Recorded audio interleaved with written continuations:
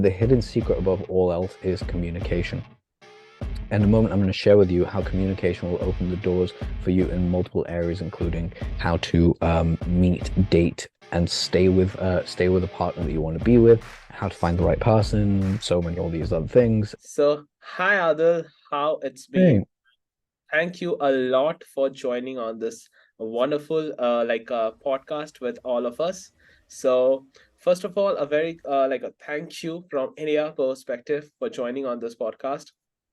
So, all of you guys, Adil is one of the biggest copywriters in this industry. Like, trust me, when I came across the Adil, I was really mesmerized. Like when RJ said me that Anuran that we are gonna interview Adil, I was like, what? Adil is like, I've followed you so much on social media and all the copies which you have written, the way you speak and all of this in my early careers. So I'm thank literally you.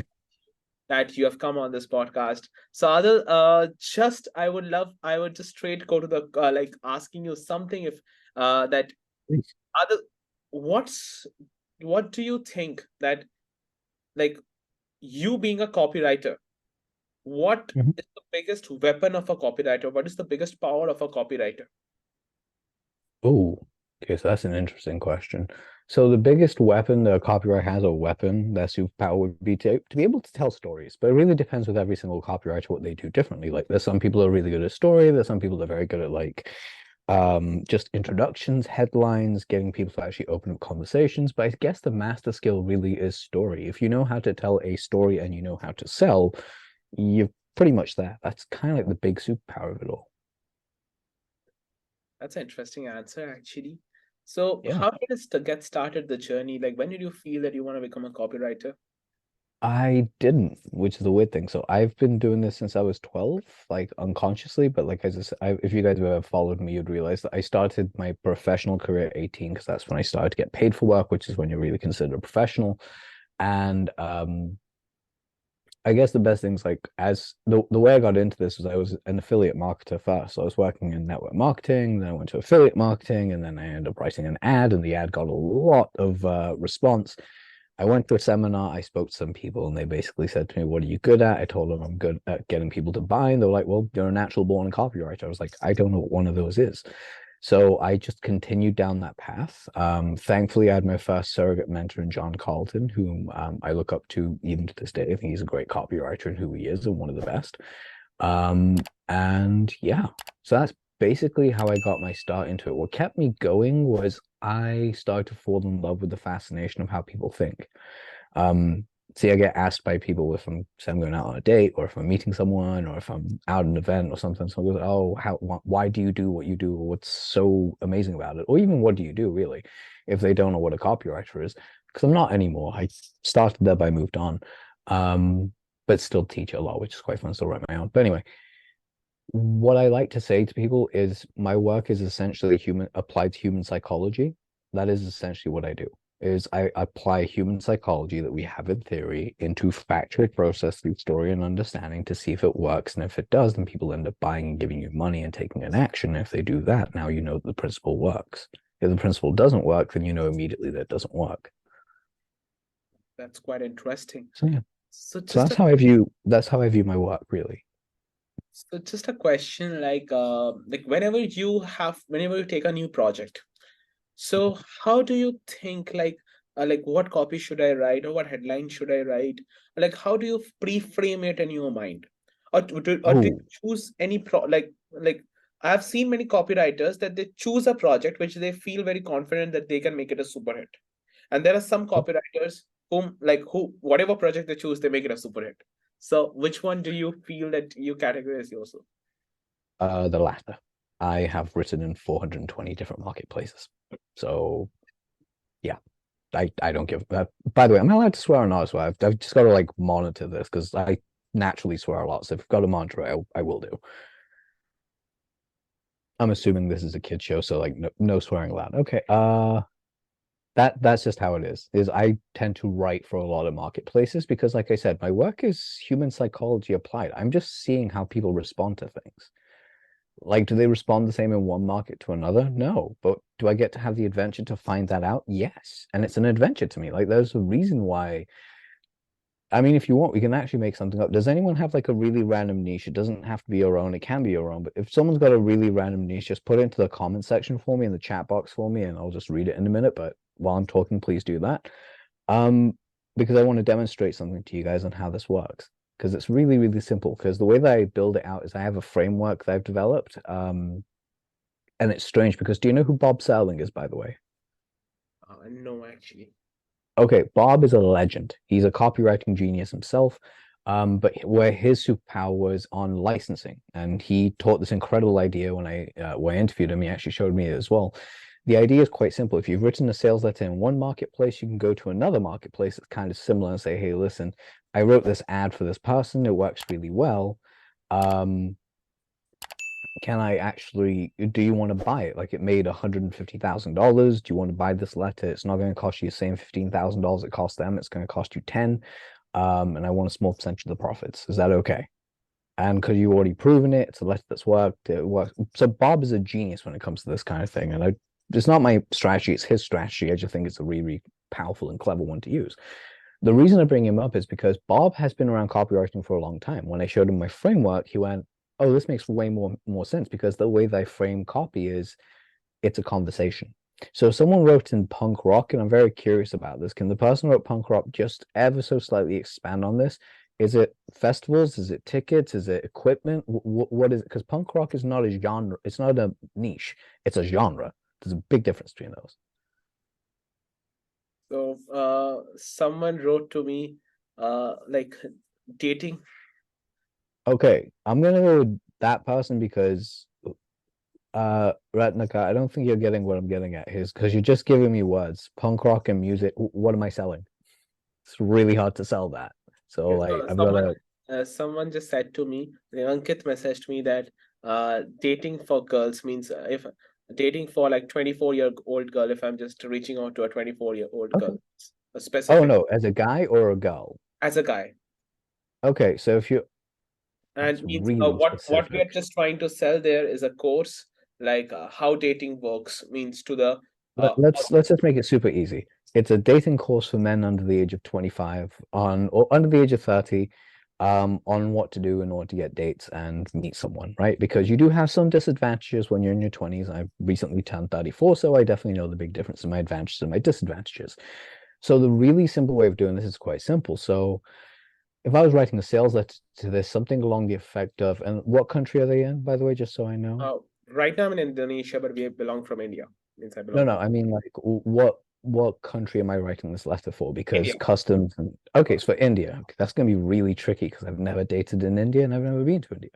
Um, but we'll go with it. Let's just see what we can do. Now, of course, my process for actually finding out all the stuff would be I'd ask a bunch of questions to the client that actually had this about the culture, about the ideation, what's going on. I have some idea, so I'm actually gonna really play with this a little bit here. I'm going to write it in English. I'm going to verbalize it in English, but of course, I'd have this translated over to Gujarati, Hindi, and a few other Punjabi and a few other languages around so people can understand. Of course, expand. It's really, really simple. So the way that you would do this is quite simply. I'd come up with a headline along the lines of, if you're what was it? If you're under the age of 30, male, sorry, if you're under the age of 30, want to date women, and you live in India in 2023, then read every word below. It's a very obvious headline, like, oh, okay, this qualifies me, let me read it. And the subheadline would immediately go into discover the hidden advantages of being a male under 30 and how women are just naturally drawn to you and like how to attract women to you naturally and by the end of this letter or something along those lines. Then you'd go into what I like to call the opening paragraph, which is essentially where you set up the big open loop, the big secret, if you will, that you don't really share, but you get people interested. So it could be something along the lines of, actually, if I was writing this for myself, as myself to someone that age, I'd say something along the lines of, in a moment, I'm going to share with you all the experiences, ideas, mistakes, and most importantly, successful, what was it? All the mistakes and all the successes I've had as a single man under the age of 30 when I was still dating. Before I get into this, I want you to know three very simple truths. Number one, I have successfully played that game and found the partner I want to be with for the rest of my life. I mean, this isn't based on me, but like you know what it is. Number two is I'd go with so number one is like how I found my partner. Number two is all the skills I had to pick up and I wish someone had told me. Number three, what was it? I'd come up with a third bullet point, which is just equally as powerful than what I'd go into would be. But before I share these secrets with you and tell you any more, allow me to introduce myself. Hi, my name is Adil. I'm a 34-year-old married person, whatever it was, that lives over here, that's done all these incredible things. And I'd list a few things out and then I'd go into, but the hidden secret above all else is communication. In a moment, I'm going to share with you how communication will open the doors for you in multiple areas, including how to meet, date, and stay with a partner that you want to be with, how to find the right person, so many all these other things. And I'd list them all out and say, but before I get in, like as I get into this, you have to know one simple thing. When I started out, and I can go into my origin story, which is being a shy teenage kid that was scared to talk to women, all the way to basically going through my mistakes, and I can quantify it in three parts and just say something along the lines of there are three parts of my dating life that you need to know. Number one, I was terribly bad. I was actually so shy around women that I couldn't even speak to them without going red in the face. Thankfully, having a brown complexion means that you can hide it really well. Ha ha ha, a little bit of a laugh. Number two would be in my 20s, I started to really master 5 essential skills, and that truly made it a lot easier for me to date. Those 5 essential skills are cooking, making people laugh, health and fitness, positive mindset, and the fifth one was understanding my financials. Not saying that you have to start a business or whatever it is, but if you understand your finances, you can very quickly get ahead in life if you know what you're looking for and what you're doing. And then I'd go a little bit more into it. So that's basically how I'd start writing this letter out. And again, this is just me spitballing ideas right now. There's nothing really solid here, but then I'd go into like, pitching the program, what's really inside, what results they're going to get, why it's going to be amazing, how they can really embody these things, and how I see it as my duty as a man that is in my 30s to help men that are younger that I wish knew the same things I did. Also, fun fact, I'm actually releasing something like this down the line, but with a completely different market in mind. It's not dating, but it's something very interesting. So Naveen said, "Fantastic, Adil," and there was another guy who said, like, "Really loved it. You're a magician." Practice. Honestly, it's just practice. It's a lot of practice. So, So, yeah, I mean, that's basically yeah, go. yeah. So Adil, if I'm not wrong, so first you used curiosity in the headline. Am I correct? And then you lead Yeah. it. Then you led it with means a story, right? Yes, I Any did. framework for that story? Um, how do you mean? Means the way you crafted the story, right? If anyone wants to craft that, is there any framework? Yeah, I mean, I do have a framework that I teach that's a lot more in depth on how to basically crafting these stories. But like the easiest way, realistically, is to think about it as in there's a multitude of different ways. I'll give you guys a really simple one that I don't talk about because I don't really think about it anymore. But it's essentially look at the result, like get into the head of the person that you're selling to and ask them what result they want to get. And you go, okay, do I have a story that actually highlights that person's life? So I'll give you guys an example here. Um, let's say every guy here was single and every guy here wanted to be able to date a beautiful woman from name a beautiful country where women are absolutely amazingly stunning and great and whatever it is. Germany. Like just the yeah, just think your ideal type of woman for whoever it is and whatever it is. Now, let's say we have the same ideal type of woman. Now, not every man does, which is why you can write multitudes of these sales letters with changes of countries and ideation. All you would do here is you'd say if you want to meet, what was it? Are you a caramel skinned man who's looking for a beautiful German girlfriend? If that's you, then keep reading below. And then you'd go into the whole thematic tune of talking about how you yourself had gone through changes and challenges, and more importantly, what you did to overcome. And more importantly, it's all about learning the culture. Because that's truly what it is to date anyone from any culture, is understand their culture, and you can understand them better. And in doing so, opens up the relationship for you. But you'd go into this whole context of what you had to pick up, the ideas that you went through, what you had to basically learn essentially, and then how you could help others do the same. That's kind of like a shortened version of the framework of how I come up with stories. Got it. So just a question, like, imagine if someone has to start a career today as a copywriter. What would you recommend him, like how to go forward with it? Say that again, please. Yeah, okay. If, for example, if someone wants to become a copywriter today, so how would you recommend him to start his journey?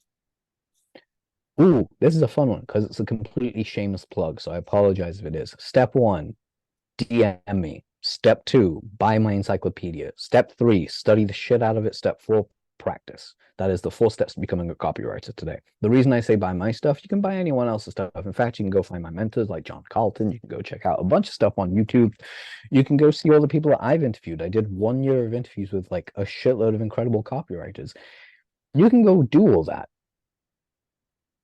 But what I'm going to tell you right now is the sales letter framework, every framework I design is designed with 2 things in mind. Number one, can this be done in a weekend? Number two, how easy can I make this? So my main course, the Copywriters Framework, which basically teaches my entire system for writing sales letters, which, by the way, you've gone through a few copy courses, right? Before?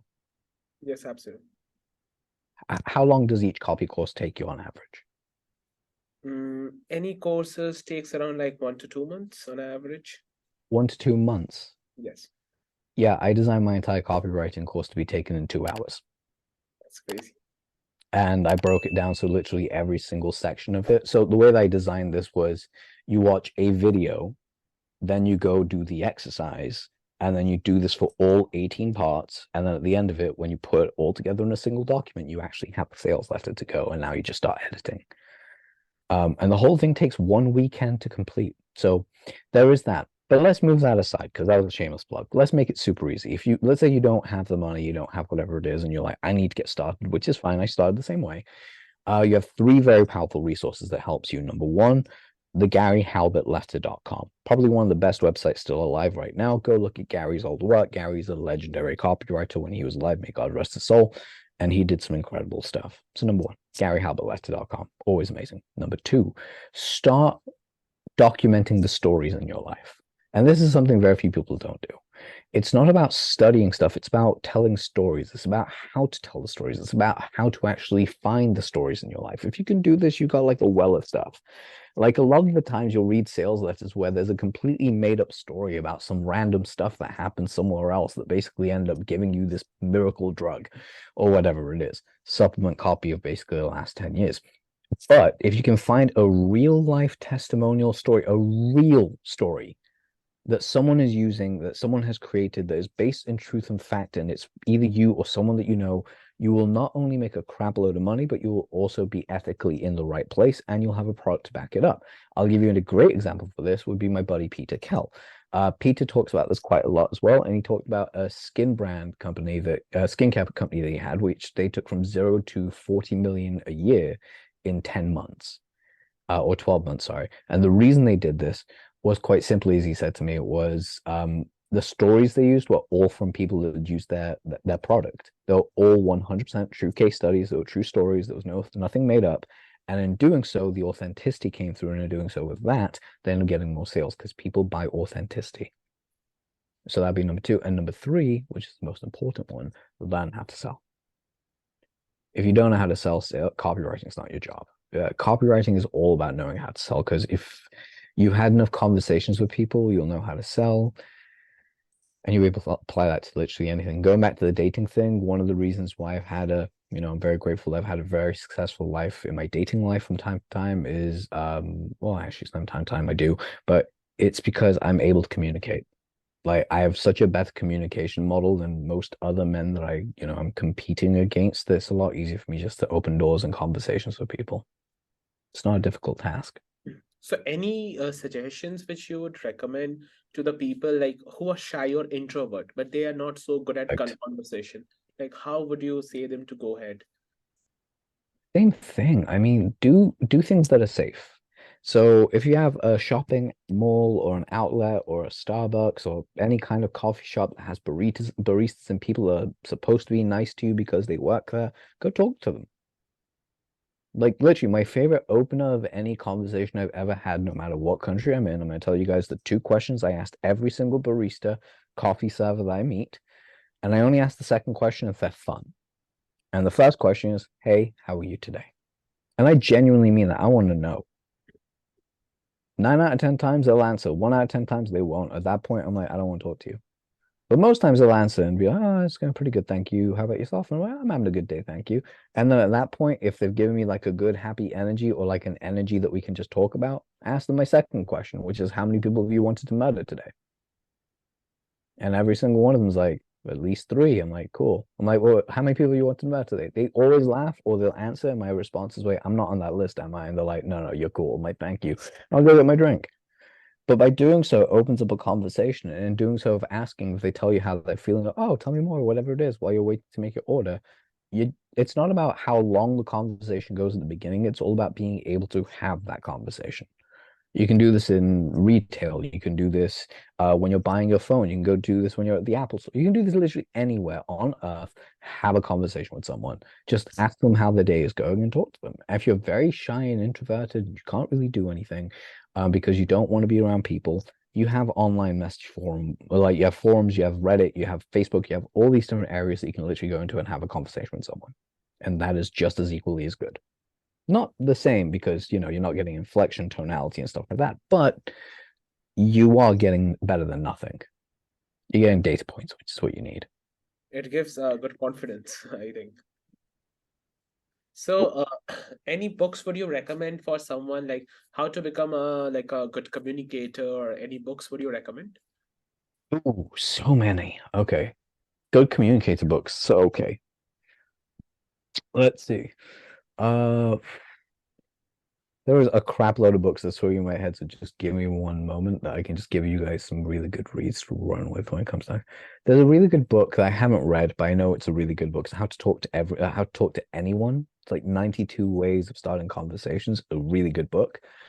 Um, it's gonna sound really dumb because it's pickup artist stuff, but it really does work. And that is Reading the Game by Neil Strauss. That's more of an introspection of how psychology works in terms of niche markets and people and understanding. Really good book for marketing, by the way.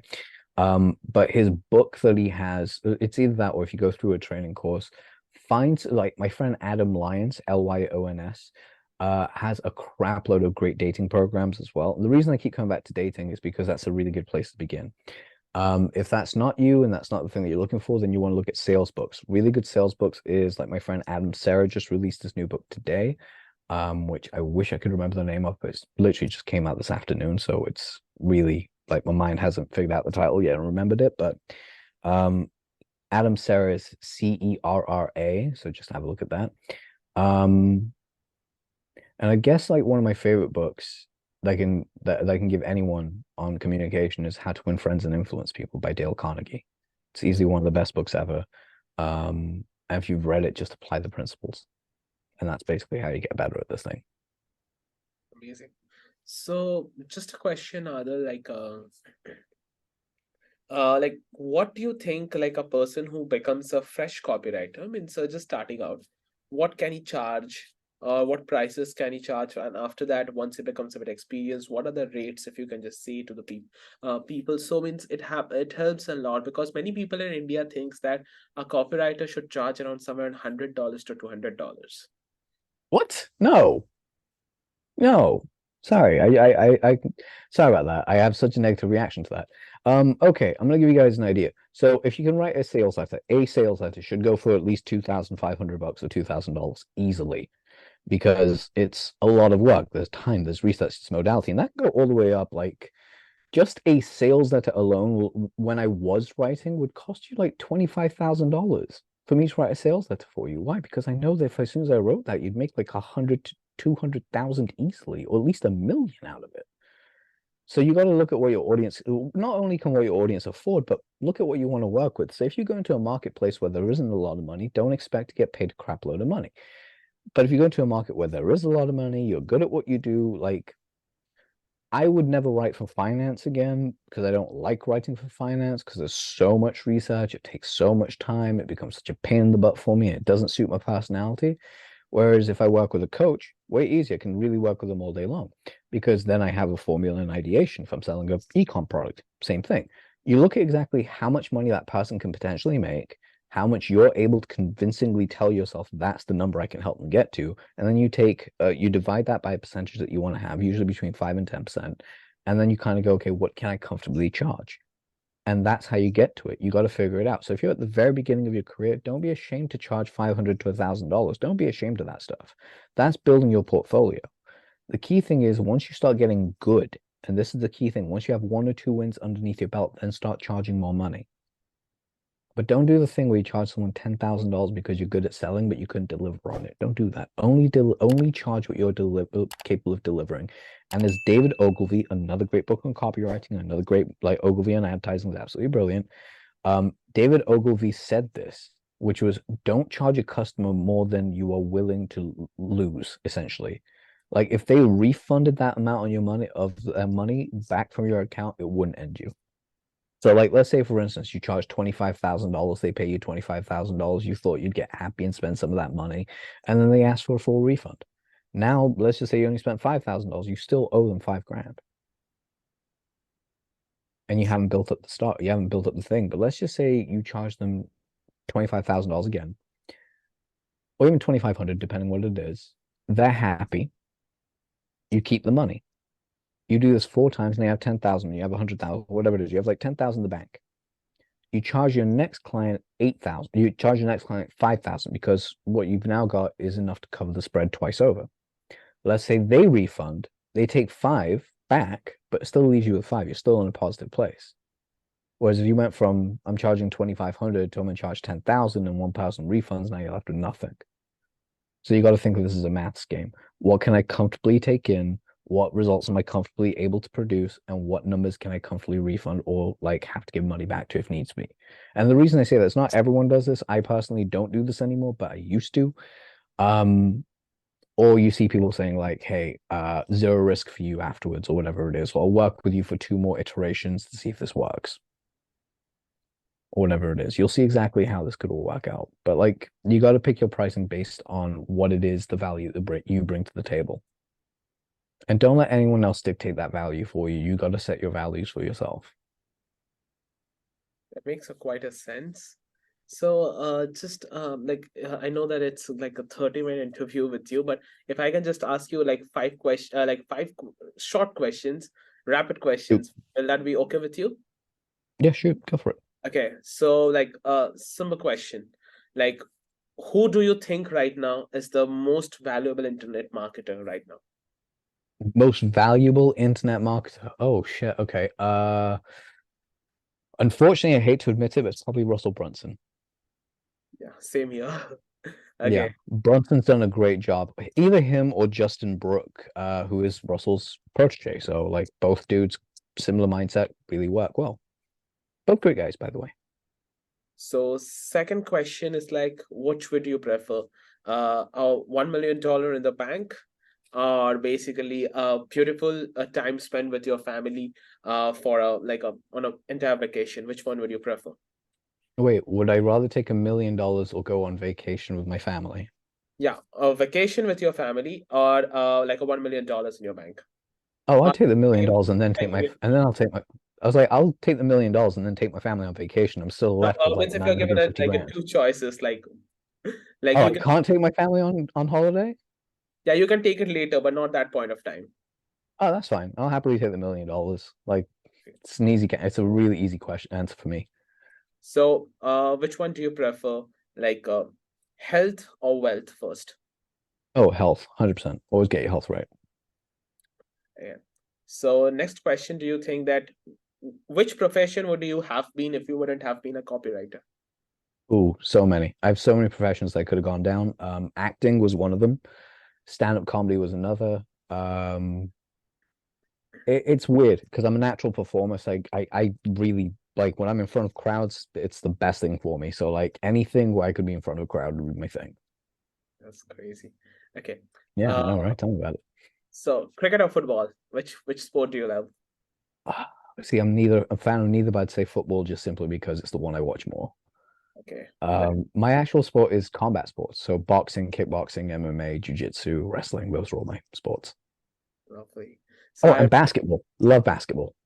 you love basketball, so that's great Yeah. actually. So like any role model would you say for someone who wants to become a copywriter, anyone who a person should follow or as a role model? Ooh, you mean besides me? Okay. Kidding. Absolutely. Um, I'm not gonna pick myself. I want to pick myself because I would, but like, I mean, I guess one of the best people to follow. It just really depends what you're going after. Like, if you want to be someone that ethically makes a crap load of money and ethically can sleep at night and is loved by a lot of people, cool. There's a few people I'd recommend. Um, so there's myself, John Benson, Kevin Rogers, John Carlton. Um, I can't really, it's really weird because I don't really hang out with too many copywriters too often because truthfully, like when I do, it's kind of weird because again, I'm the old guy in the room. Like I've been doing this for 22 years. So whenever they like even the same age as me and they've been doing this for 3 years, I'm like, yeah, I'm still 19 years ahead of you. You got to catch up because they'll ask me a question. I'm like, that's a really simple answer. And they're like, but that doesn't make sense. I was like, doesn't make sense to you today. It will do in 5 years from now when you're like, oh shit, the thing you said makes sense. So I guess it's a hard question for me.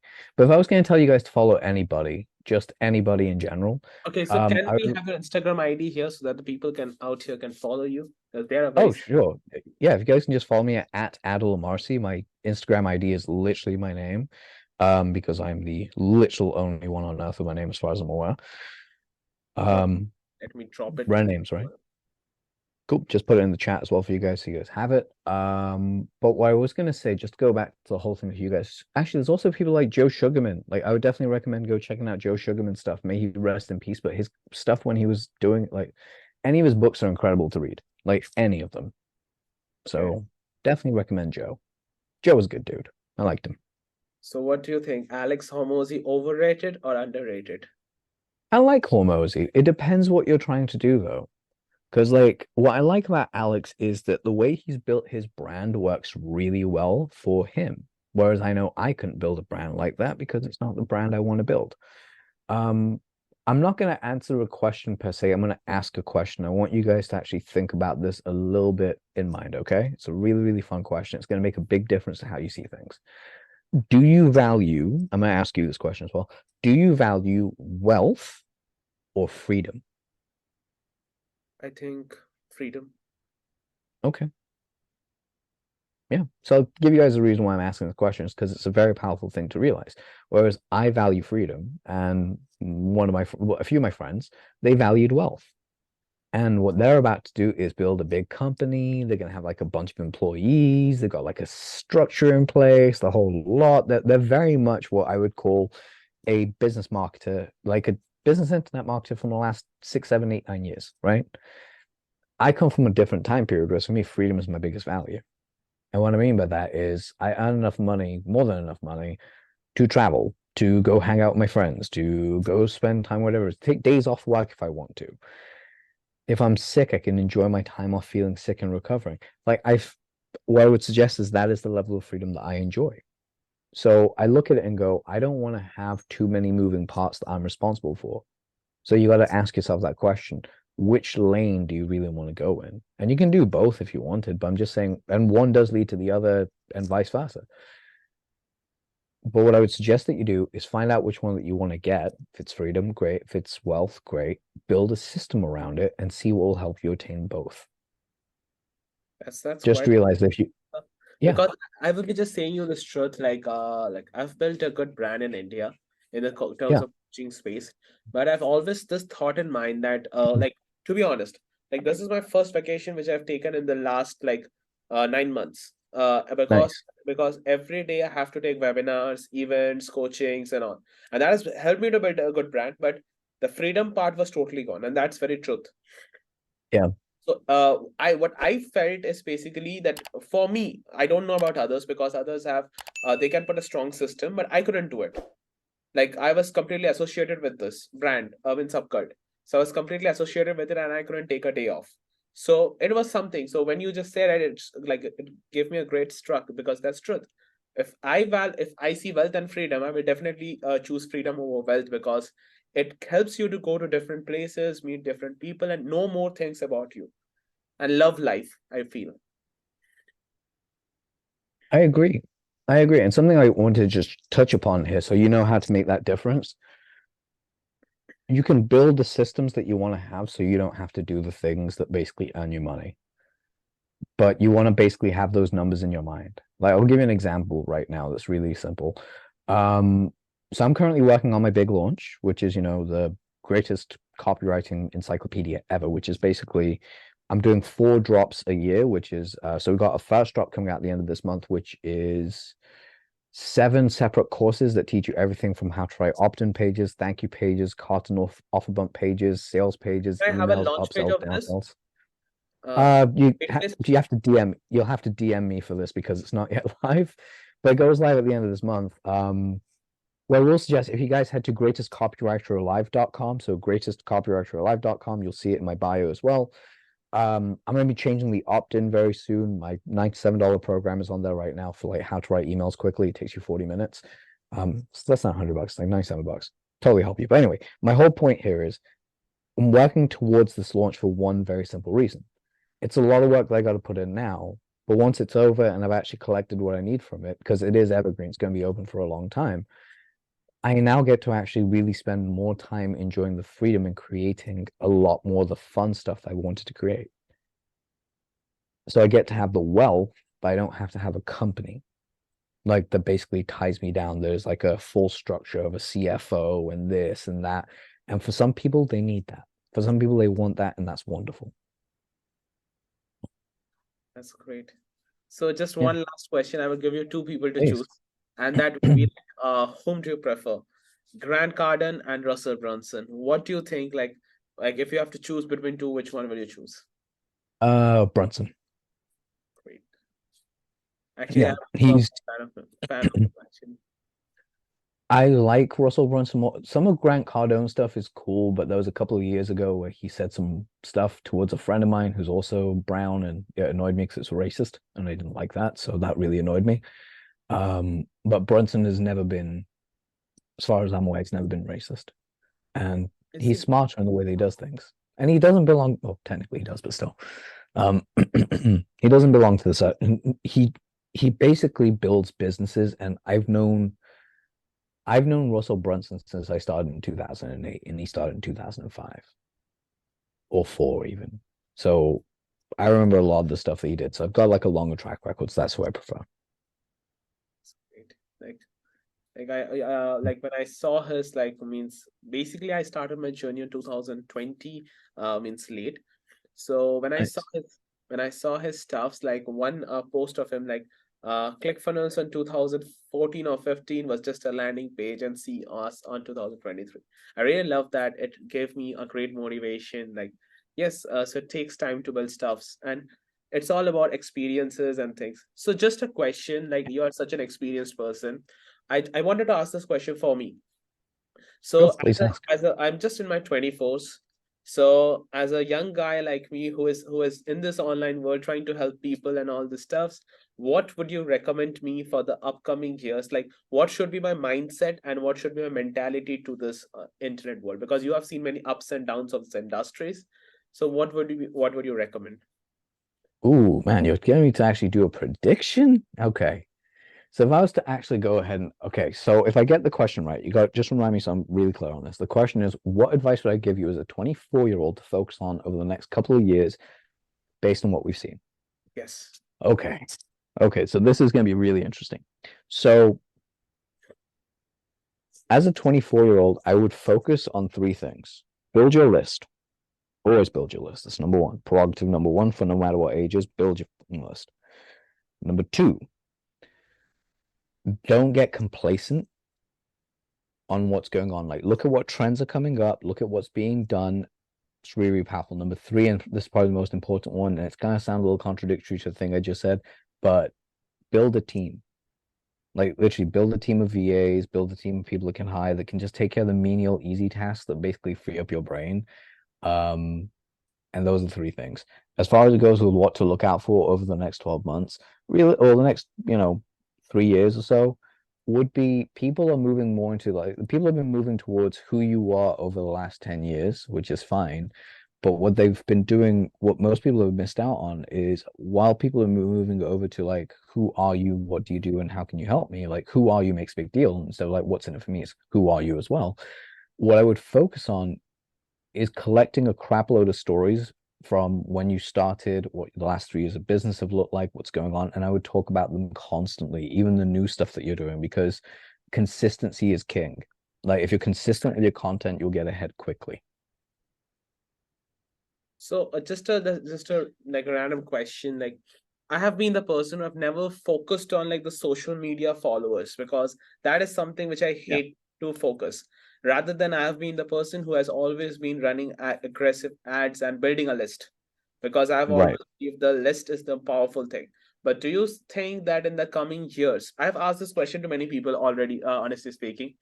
So, but Mhm. do you think that in the coming years, like social media, the people who are content creators who have great following is going to build people who has a great community? Yes, massively. Like I don't like social media as much as you don't. Like it's just not my thing. I'm not really a fan of doing a lot of stuff, but I am doing it because I know it helps. Um, so the way that you get around that is have someone that can actually help you with it. Like that's the big thing. This is what it means. Like to give you an idea, like one of my plans that I have over the next 2 to 3 months is to hire a social media consultant that I'm very good friends with. I know how great her results have been. She basically lives the life that I want to have. So I'm hiring her to work with me for, an hour or two to give me the ideas that I need so I can go and apply those same strategies to my life. So you want to look at it and go, okay, who can I who can I emulate? What can I do? Oh, I remember the answer to a question earlier that you asked me who people should follow as well in the copywriting space. Ben Settle. Please follow Ben. Ben is incredible. Yeah, I Um, follow him on his email list. Means yeah, like, Ben's a great guy. I mean, I've known the funny thing is people don't realize I've known Ben since I was 19. So me and Ben have known each other 15 years, and I can tell you the guy's been consistent in everything that he does. But yeah, cool. All right. I hope this has been fun for you guys as much as it has for me. that's I can get your last word actually. Oh, I just said I hope this has been as much fun for you guys as it has for me. Absolutely. Like all of the guys out here, can you just quickly switch on your cameras and say thank you to Adil once, please?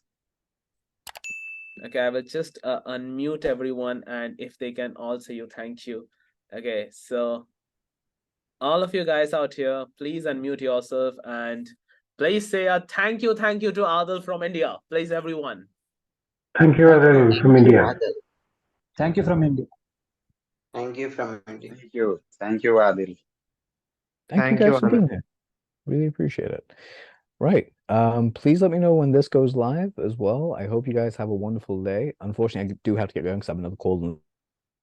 What Adil? I think you got muted 1 second. Oh yeah. Yeah, All I was going to say was like I have a call in literally 1 minute, so I sure, have to get going. sure. Thank you, Adil, for your time. It means a lot. Lots of love, lots of respect. Thank you. Take care. Take care. Bye.